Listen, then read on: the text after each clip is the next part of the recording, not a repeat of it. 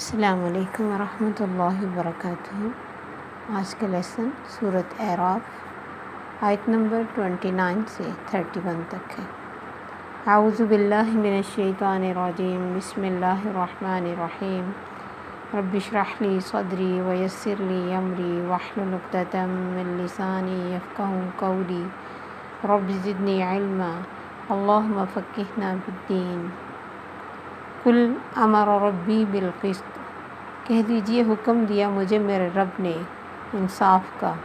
وَأَقِیمُوا وُجُوهَکُمْ عِنْدَ كُلِّ مَسْجِدٍ، اور یہ کہ قائم کرو اپنے چہروں کو پاس ہر مسجد کے۔ وَادْعُوهُ مُخْلِصِينَ لَهُ الدِّينَ، اور پکارو اس کو مخلص ہو کر اس کے دین کے لیے۔ كَمَا بَدَأَكُمْ تَعُودُونَ، جیسے اس نے تمہیں پیدا کیا پہلی بار دوبارہ کرے گا۔ فَرِيقًا هَدَىٰ، ایک فریق کو اس نے ہدایت دی۔ وَفَرِيقًا حَقَّ عَلَيْهِمُ الضَّلَالَةُ، اور ایک فریق حق ہو گئی ان پر گمراہی۔ إِنَّهُمُ اتَّخَذُوا الشَّيَاطِينَ أَوْلِيَاءَ مِن دُونِ اللَّهِ، بے شک انہوں نے بنا لیا شیطانوں کو دوست اللہ کے سوا۔ وَيَحْسَبُونَ أَنَّهُم مُّهْتَدُونَ، اور وہ سمجھتے ہیں کہ بے شک وہ ہدایت پر ہیں۔ یا بنی آدم، اے بنی آدم، خذوا زینتکم عند کل مسجد، پکڑو زینت کو تم نزدیک ہر مسجد کے۔ وکلوا واشربوا، کھاؤ اور پیو۔ ولا تسرفوا، اسراف نہ کرنا۔ انہ لا يحب المسرفین، بے شک وہ نہیں محبت کرتا اسراف کرنے والوں سے۔ میرے نبی ان سے کہو میرے رب نے انصاف کا حکم دیا۔ تم جو غلط کام کر کے کہتے ہو اللہ نے ہمیں اس کا حکم دیا، اللہ غلط کاموں کا حکم نہیں دیتا۔ میرے رب نے تو صحیح بات کا حکم دیا، انصاف کا حکم دیا، اور یہ کہا کہ اپنے چہروں کو ہر مسجد کے پاس قائم کرو، یعنی نمازی ہو جاؤ، اللہ کے راستے میں نکلو، اس کے گھروں میں جاؤ اور اس کے آگے جھک جاؤ اور اس کو خالص ہو کر پکارو۔ کسی اور کی محبت تمہارے دل میں اتنی نہ ہو جتنی اللہ کے لیے ہونی چاہیے، اور کسی اور مقصد کے لیے، کسی دکھاوے کے لیے، کسی اپنی صرف مصیبت کو دور کرنے کے لیے نمازیں نہ پڑھو، بلکہ اس کے لیے خالص ہو کے فرائض کو پورے کرو، نوافل ادا کرو۔ کما بداکم تعودون، اور یاد رکھو جس نے تمہیں پہلی بار پیدا کیا وہ دوبارہ کرنے پہ بھی قادر ہے، اس کے لیے کوئی مشکل نہیں۔ تو اپنے جرائم کو اللہ کے ذمے لگا کر خود کو بری نہ کرو کہ اللہ نے ہمیں حکم دیا، جیسے شیطان نے کہا بما غویتنی، تو نے مجھے بے راہ کیا۔ اسی طرح انسان غلط کام کرتا اور کہتا ہے اللہ چاہتا تو میں نہ کرتا، ایسا کچھ بھی کہہ کے ہم اپنی جان کو چھڑوا نہیں سکتے۔ اس لیے اللہ نے فرمایا خالص اس کی عبادت کرو، اس میں دوسروں کو شریک نہ بناؤ، اور یہ یاد رکھو کہ اللہ تمہارے اعمال کی جزا اور سزا دینے پر پوری طرح قادر ہے، اختیار رکھتا ہے۔ جس طرح تم دنیا میں اکیلے آئے تھے اکیلے ہی واپس چلے جاؤ گے، حساب کتاب کے دن بھی اللہ کے حضور اکیلے حاضر ہوگے، وہاں سے تم سے تمہارے اعمال کے بارے میں سوال ہوگا اور جزا و سزا بھی ملے گی۔ فریقاً ھدیٰ و فریقاً حق علیہم الضلالہ، اگر ایک گروہ کامیاب ہو جائے گا ہدایت پا کر تو ایک گروہ گمراہ بھی ہوگا۔ کیوں؟ وہ اللہ کی بات کو مانیں گے نہیں، وہ اپنے آپ کو اللہ کے لیے خالص نہیں کریں گے۔ انہم اتخذوا الشیاطین اولیاء من دون اللہ، شیطانوں کو دوست بنائیں گے، زندگی ان کی پسند کی گزاریں گے، کام ان کی پسند کے کریں گے، اور عبادتیں بھی ان کی پسند کی کریں گے۔ جہاں وہ کہیں گے وہاں جائیں گے، جہاں اللہ نے کہا وہاں سے رک جائیں گے۔ کیسے ہوتا ہے انسان کتنا کھپتا ہے، بعض دفعہ دوسرے شہروں میں جا کے سفر کرتا ہے، بھوک کاٹتا ہے، تکلیفیں سہتا ہے اور سمجھتا ہے کہ نیکی کر رہے ہیں۔ بہت ساری باتیں، بہت سارے لباس، بہت سارا کھانا، سونا، دیکھنا شیطان کی مرضی کا انسان کرتا ہے، اور پھر یہ سمجھتا ہے کہ وہ نیکی کر رہا ہے۔ وَيَحْسَبُونَ أَنَّهُم مُّهْتَدُونَ، اور وہ سمجھتے کہ وہ ہدایت پر ہیں۔ کیوں؟ کیونکہ شیطان نے ان کے لیے ان کے برے اعمال وَزَيَّنَ لَهُمُ الشَّيْطَانُ أَعْمَالَهُم، ان کے برے اعمال خوبصورت بنا کے دکھا دیے، اور وہ کھپتے ہیں اور سمجھتے ہیں کہ بس وہ صحیح کھپ رہے ہیں، حالانکہ اللہ تعالیٰ نے سورہ غاشیہ میں فرمایا عاملۃ ناصبہ تصلیٰ نارا حامیہ، کتنے ہی عمل کرنے والے عمل کر کر کے تھکے ہوں گے، ہم کہیں گے آگ میں چلے جاؤ، کیونکہ وہ عمل انہوں نے اپنی مرضی سے کیے ہوں گے یا شیطان کے بہکاوے میں آ کے کیے ہوں گے، اپنے اعمال کے لیے دیکھا نہیں ہوگا کہ وہ سنت رسول سے اور اللہ کے حکم کے مطابق ہیں کہ نہیں، اس چیز کی فکر ہی نہ کی ہوگی۔ اس لیے اللہ تعالیٰ نے سورہ کہف میں فرمایا، سورہ کہف میں افحسب الذین کفروا ان یتخذوا من دونی اولیاء، کیا وہ لوگ جو کفر کرتے ہیں، اللہ کی باتوں کا انکار کرتے ہیں، وہ کیا سمجھتے ہیں میرے علاوہ میرے بندوں کو اولیاء بنا لیں گے؟ اللہ تعالیٰ نے فرمایا قل هل انبئکم بالاخسرین اعمالا، کہہ دیجیے کہ میں بتاؤں تمہیں سب سے زیادہ نقصان والے اعمال کون سے ہوں گے؟ الذین ضل سعیہم فی الحیاۃ الدنیا، وہ لوگ جن کی کوششیں، جن کا خرچ کیا ہوا، جن کی محنتیں دنیا میں ہی کھو گئیں، جو کیا یہیں رہ گیا، کیونکہ اللہ کے حکم کے مطابق نہیں تھا، اوپر گیا ہی نہیں۔ الذین ضل سعیہم فی الحیاۃ الدنیا ویحسبون انہم مہتدون، انہم یحسنون صنعا ویحسبون انہم یحسنون صنعا، اور وہ سمجھتے ہیں کہ وہ نیکیاں کر رہے ہیں۔ کتنی تکلیف دہ بات ہے، اس قدر فتنوں کے دور میں کوئی انسان نیکی کرے، محنت لگائے، جان لگائے، ٹائم لگائے، صحت لگائے اور پوری کوشش سے نیکی کرے، لیکن اس نیکی کا اسے کوئی اجر نہ ملے، تو بہت تکلیف دہ معاملہ ہے۔ اور ایک جگہ اللہ نے فرمایا کہ یہ لوگ اللہ کے راستے سے روکنے کے لیے خرچ کریں گے، ابھی یہ خرچ کر لیں گے ثم تکون علیہم حسرتاً، پھر جب وہاں جا کے دیکھیں گے ہمارا اتنا خرچ کیا ہوا کسی کام نہیں آیا، کچھ ریاکاری ہو گئی، کچھ احسان جتا دیا، کچھ دنیا کے اوپر رعب جمانے کے لیے خرچ کیا، اللہ کے پاس کچھ بھی نہ پایا، کتنی تکلیف ہوگی نا وہاں، سارا کچھ کرنے کے باوجود انسان خالی ہاتھ رہے۔ اس لیے اللہ نے فرمایا کہ برے کام ان کو شیطان اچھے بنا کے دکھاتا ہے، اور وہ سمجھتے کہ وہ تو ہدایت پر ہیں، وہ شیطان کی چالوں میں آئے ہوتے ہیں، اور کبھی بھی اس چیز کا فکر نہیں کرتے کہ ہم جو کر رہے ہیں وہ صحیح بھی ہے کہ نہیں۔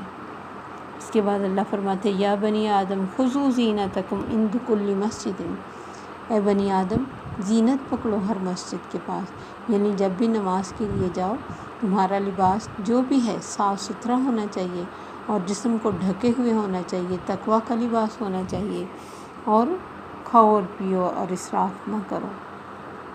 اب اس میں بہت ساری احادیث ہیں کہ نمازی کے لباس میں کتنے کپڑے ہوں، یہاں زینت سے مراد وہ لباس ہے کہ جو صاف ستھرا اور پاکیزہ ہو۔ کچھ حدیث ہیں کہ حضرت عمرو بن ابی سلمہ کہتے ہیں کہ آپ صلی اللہ علیہ وسلم نے صرف ایک کپڑے میں نماز پڑھی، آپ نے اس کے دونوں کناروں کو مخالف سمتوں میں کندھوں پر ڈال لیا تھا۔ ایک اور حدیث ہے کہ سیدنا ابو ہریرہ کہتے کہ نبی صلی اللہ علیہ وسلم نے فرمایا کوئی ایک کپڑے میں اس طرح نماز نہ پڑھے کہ اس کے کندھے پر کچھ نہ ہو۔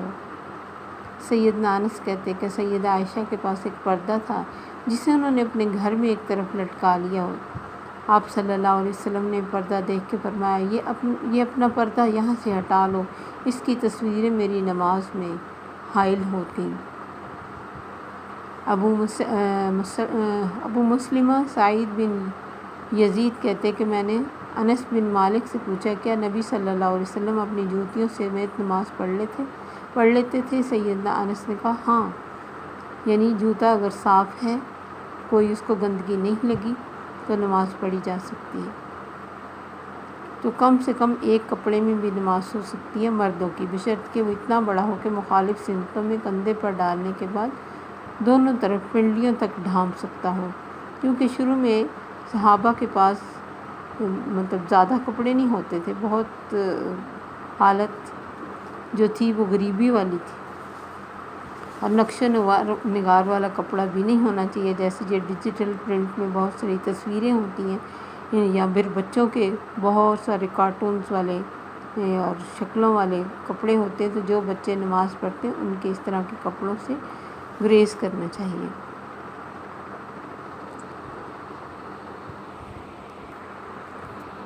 سیدنا جابر بن عبداللہ جن کے پاس کپڑے ہوتے ہوئے صرف ایک کپڑے میں یعنی ننگے سر نماز ادا کی، ان کا یہ روز کا معمول نہیں تھا۔ وہ صرف اس لیے انہوں نے یہ پڑھی کہ دکھایا جائے کہ کم سے کم کپڑوں میں نماز ہو سکتی ہے، چاہے سر ننگا رہے، مجبوری ہے تو نماز ہو جائے گی۔ سیدنا جابر نے اس کی وجہ بھی بتائی کہ نبی صلی اللہ علیہ وسلم کے دور میں اکثر لوگوں کے پاس 2 کپڑے نہیں ہوتے تھے۔ تو یعنی عورتوں کے لیے ہے کہ وہ اس طرح کا لباس پہن کے نہ جائیں جو تبرج والا ہو، دوسروں کو اپنی طرف مائل کرنے والا، نہ اس طرح کا جوتا، نہ اس طرح کا کپڑا، ساتر لباس یعنی جو صحیح طرح چھپائے اس کو لینا چاہیے، اور اس کے مطابق ایسے۔ اور نماز بھی بہت ٹائٹ پہنی ہوئی ہے، پینٹ پہنی ہوئی ہے، نماز کے لیے نیچے اوپر جھکنا مشکل ہے، تو ایسے لباس کے ساتھ نماز نہیں پڑھنا چاہیے۔ اور کھانے پینے میں اسراف کا مطلب یہ ہے کہ بے وقت کھاتے رہنا یا ایسی چیزیں کھانا جو آپ کی صحت کے لیے صحیح نہیں ہے، وقت بے وقت کھانا۔ اس آیت میں سمجھے کہ ساری اللہ نے طب جمع کر دی۔ ایک حکیم کے بارے میں آتے کہ وہ ایک علاقے میں گئے تو وہاں ان کے پاس کوئی مریض نہیں آیا۔ آخر انہوں نے کسی سے پوچھا کہ یہاں کوئی بیمار نہیں ہوتا؟ انہوں نے کہا ہم نبی صلی اللہ علیہ وسلم کی حدیث کے مطابق، جیسے آپ نے فرمایا 3 حصے کرو اپنے معدے کے، ایک حصے میں کھاؤ، ایک حصے میں پانی پیو، اور ایک حصہ سانس کے لیے رہنے دو۔ تو اگر انسان بھوک رکھ کے کھائے تو کبھی بھی موٹا نہیں ہو سکتا اور بیمار نہیں ہوگا۔ حدیث میں آتا ہے کہ معدہ بیماریوں کا گھر ہے، اسے مضر چیزوں سے بچاؤ۔ پھر آیا کہ معدہ جسم کا حوض ہے، ساری رگیں ادھر سے گزرتی ہیں، اگر یہ تندرست ہو تو رگیں تندرست ہوتی ہیں اور تندرستی لے کر جسم میں جاتی ہیں۔ تو تکبر یہ ہے کہ کھانوں میں اتنے زیادہ کھانے رکھنا کہ لوگوں پر ایک روب بنے اور ایک واہ واہ ہو کہ اتنے ڈشز تھیں، اور کپڑے بھی اس لیے بہت ہائی کلاس اور بہت مہنگے پہننا کہ لوگ متاثر ہوں۔ ضرورت کے مطابق یہ چیزیں اللہ نے ہمارے لیے حلال کی ہیں، جبکہ اس میں اگر ریاکاری اور تکبر آ جائے تو یہی چیزیں گناہ کا باعث بن جاتی ہیں۔ تو اللہ کی نعمتوں کو اچھی نیت، اچھے موقع، ضرورت کے تحت دوسروں کا خیال رکھتے ہوئے، شرعی حدود کو سامنے رکھ کر اور فرائض پورے کرتے ہوئے استعمال کرنا چاہیے۔ تو ہر جو خوبصورت چیز ہے وہ زینت ہے۔ یہ اس چیز کا بھی رد ہے کہ نیک لوگ اچھا کھا پی نہیں سکتے۔ نعمت اور زینت کے حصول میں اسلام کا نقطہ نظر یہ ہے کہ انسان کے لیے یہ سب چیزیں محبوب بنا دی گئیں، لیکن ان چیزوں میں پڑھ کر آخرت نہیں بھلانی، اپنے فرائض کو نہیں بھولنا۔ تو جس چیز کو بس دل چاہے اس کے پیچھے چل پڑنا، فضول ہوٹلنگ کرنا، مہنگی چیزیں کھانا، یہ سب اسراف میں آ جاتا ہے۔ اور وہ چیزیں بھی آپ کو پتہ ہے کہ کون سا اتنا دھیان رکھ کے بنائی گئی ہوتی ہیں کہ دوسروں کی صحت کا دھیان ہو، ہر ایک کو اپنے یعنی کمائی کی ہوتی ہے، ورنہ کون اتنا صحت کی طرف دھیان رکھ کے کسی کی چیز بناتا ہے جتنا ہم خود اپنے گھر میں صاف ستھری چیز بنا سکتے ہیں۔ تو رہبانیت بھی نہیں، اللہ نے کہا کہ سب کچھ چھوڑ کے الگ ہو جاؤ، اور نہ یہ کہا کہ جو مرضی ہو وہی کھائی جاؤ اور وہی پہنی جاؤ۔ یہ دونوں انتہائی ہیں۔ اسلام جو ہے بیلنس دین ہے، اللہ کی حرام کردہ چیز کو حرام سمجھے، اور جو صحت کے لیے اچھی نہیں ہے ان کو اوائڈ کریں، اور جو حلال چیزیں ہیں ان کو ضرورت کے مطابق کھائیں۔ ضرورت سے بڑھ کر پیٹ بھر کے فل کھا کے تو اپنے آپ کو ایک تو جسم موٹا ہوتا ہے، بہت ساری بیماریاں ہوتی ہیں، کیونکہ جب ہم معدے کو فل بھرتے ہیں تو اس کو ڈائجیشن میں بہت مسئلہ اٹھانا پڑتا ہے، اور جتنا مشکل سے معدہ ہضم کرے گا اتنی مشکل سے پھر پیٹ میں مزید مسائل پیدا ہوتے۔ تو اللہ کے ہر کام میں بڑی حکمت ہے۔ اگر ہم اپنے ہر کام کو نبی صلی اللہ علیہ وسلم کی سنت کے مطابق اور اللہ کے حکم کے مطابق کریں تو تو بہت ساری بیماریوں سے اور تکلیفوں سے اور بلا وجہ کے موٹاپے سے اور بی پی اور اس طرح کی بہت ساری پریشانیوں سے ہم آٹومیٹکلی بچ سکتے ہیں۔